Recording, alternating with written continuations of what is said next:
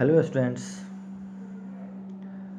today just I am going to introduce you about the syllabus of class 9th of political science. Up to term 1 we have to study only two chapters, that is first chapter is what is democracy, why democracy, and second one is constitutional design. इस term में हम लोग को दो chapter पढ़ना है, एक what is democracy, Y democracy और कॉन्स्टिट्यूशनल डिजाइन। आगे जो सेकेंड टर्म होगा उसमें 3 चैप्टर्स पढ़ना है, electoral politics, working of institutions and democratic rights. बाकी इसमें जो चैप्टर दिया हुआ है वो सिलेबस में नहीं है। तो फर्स्ट चैप्टर जो हम लोग डिस्कस करेंगे what is democracy, Y democracy. इसमें सबसे पहले हमको जानना है कि जो डिफरेंट फॉर्म्स ऑफ गवर्नमेंट होते हैं, previous class we have discussed, जैसे ऑटोक्रेसी हो गया, मोनार्की हो गया, उसमें डेमोक्रेसी है। तो जितने जो फॉर्म ऑफ गवर्नमेंट हैं उसमें डेमोक्रेसी सबसे बेस्ट फॉर्म ऑफ गवर्नमेंट होता है। डेमोक्रेसी मीन्स होता है प्रजातंत्र, और डेमोक्रेसी का जो वर्ड जो होता है डेमोक्रेसी, ये ग्रीक वर्ड से है। Democracy comes from the Greek word है ये डेमोक्रेटिया। कौन सा ग्रीक वर्ड है? डेमोक्रेटिया। और इन ग्रीक डेमोस का मतलब होता है पीपल एंड क्रेटिया मीन्स होता है रूल, यानी डेमोक्रेसी का मतलब हो गया लोगों का शासन। डेमोक्रेसी का जो डिफिनीशन दिया गया है अब्राहम लिंकन के द्वारा, अब्राहम लिंकन ने कहा है कि democracy is government of the people, bye the people, for the people, यानी प्रजातंत्र लोगों के लिए, लोगों द्वारा शासन है। इस चैप्टर में हम लोग को पढ़ना है कि feature of need, meaning and feature of democracy. Democracy की ज़रूरत हमें क्यों है, क्या इसका मीनिंग है और क्या इसके गुण हैं। ठीक है, तो सबसे पहले हमको जानना है कि need of defining democracy. Democracy को डिफाइन करने की ज़रूरत हमको क्यों है? इसलिए ज़रूरत है इसको डिफाइन करना क्योंकि it should be earlier understood, it should be clearly understood. इसको ठीक से समझा जाए नहीं डेमोक्रेसी को, इसलिए इसका डिफिनीशन हमें ज़रूरी है। Different people use its different purpose and also different kinds of government, all different call themselves as democracies. Actual में होता है कि जब तक उसका डिफिनीशन आपको मालूम नहीं रहेगा डेमोक्रेसी का, तब आप ये समझ नहीं पाएंगे कि डेमोक्रेसी होता क्या है। वाकई में हमारे यहाँ जो डेमोक्रेटिक फॉर्म ऑफ गवर्नमेंट है वो सही में डेमोक्रेटिक है कि नहीं है, इसलिए उसके बारे में आपको जानना ज़रूरी है। Democracy only by observing some examples, कुछ एग्जाम्पल्स के द्वारा हम समझ सकते हैं, but we need to define it more accurately so that we can use it correctly. जैसे आप देखते हो कि अपने यहाँ जो डेमोक्रेटिक फॉर्म ऑफ गवर्नमेंट है इसमें क्या डिफरेंसेस है, चाइना में क्या है, पाकिस्तान में क्या है, यह सब जगह डेमोक्रेटिक फॉर्म ऑफ गवर्नमेंट ही है, लेकिन कहीं actual democratic form of government है और कहीं नहीं है। तो हम लोग डिफरेंट एग्जाम्पल्स के द्वारा हम लोग समझेंगे। जैसे डेमोक्रेसी का सिंपल डिफिनेशन जो आप लिखेंगे तो लिखेंगे it is a form of government. ध्यान से समझिए, इसको लिखना है नोटबुक में। Democracy is a form of government in which the rulers are elected by the people.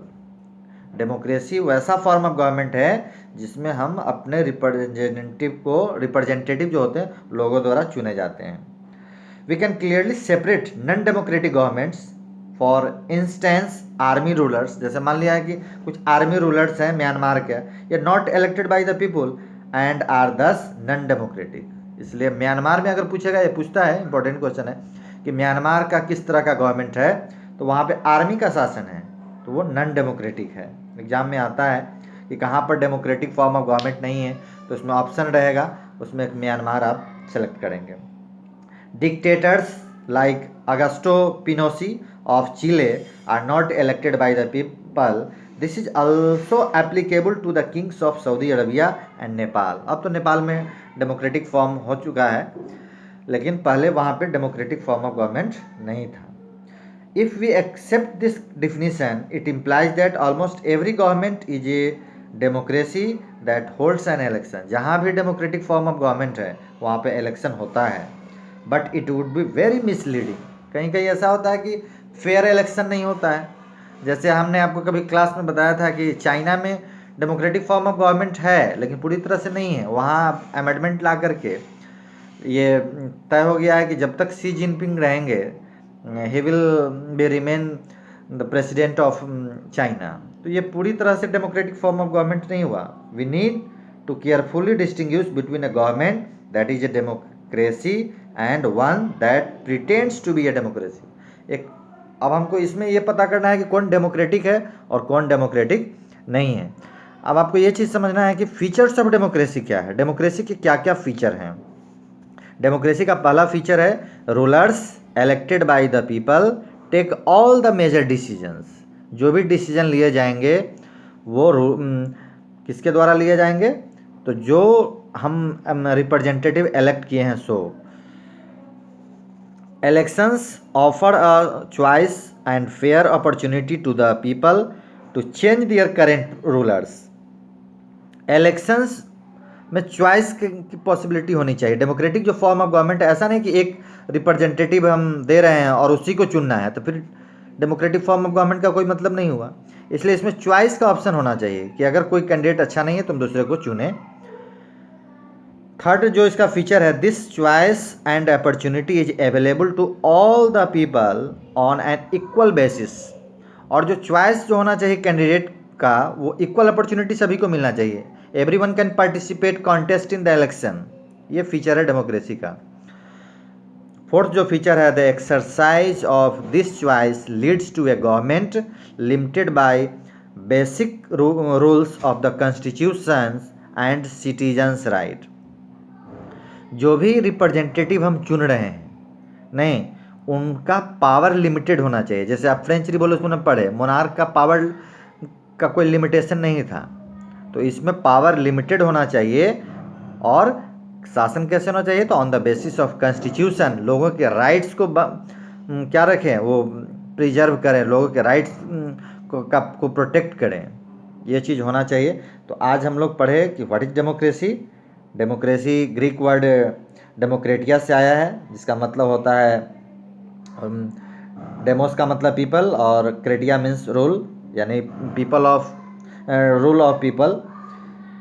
और फीचर ऑफ डेमोक्रेसी, ये दोनों पॉइंट आप लिखेंगे, उसको याद करेंगे. फिर नेक्स्ट क्लास में हम लोग डिस्कस करेंगे कि पाकिस्तान का क्या केस था और डिफरेंट केसेस, उसके बारे में हम पढ़ेंगे कि डेमोक्रेसी की क्यों ज़रूरत हुई. और एक डिफिनीशन आप लिख लीजिए डेमोक्रेसी का. Democracy is a form of government in which the rulers are elected by the people. ये सिंपल डिफिनीशन है. फिर नेक्स्ट क्लास में हम लोग आगे डिस्कस करेंगे. And see you from next, we will see you with next video in next class. Thank you. Have a nice day.